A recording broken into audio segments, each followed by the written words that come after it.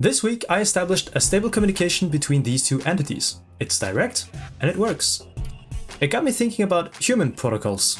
People say what's up or ça va in French. I've eventually learned that you're not supposed to answer the question by a status report, you're just supposed to say it back. Anyways, let's look at my latest project.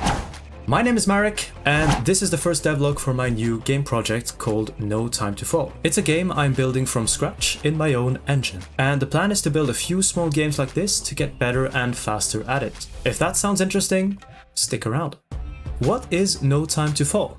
It's a two-player racing game with a twist. The map isn't finished, so you have to place blocks to build a path to the goal. But there's a catch. You can also place ghost blocks. They look real, but your opponent will fall right through them. The whole game is about deception. Do you help your opponent cross a gap, only to trick them later? Or do you just throw a rock at them and make them fall? It's all about creating those moments of cooperation and hilarious betrayal.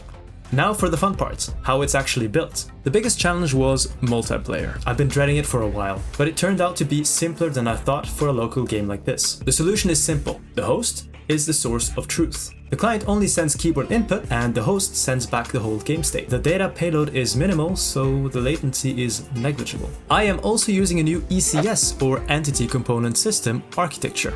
For anyone who remembers my old project Extermination, which I'll get back to one day, you'll know that the code got really complex and messy. This new system is my solution to that spaghetti problem.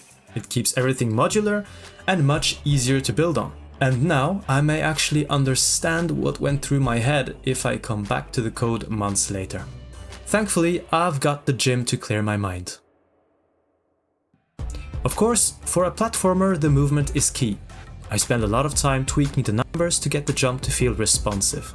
It's inspired by the classic Mario games, where you can do a short hop or a long jump. It still needs some work, but it's a good start.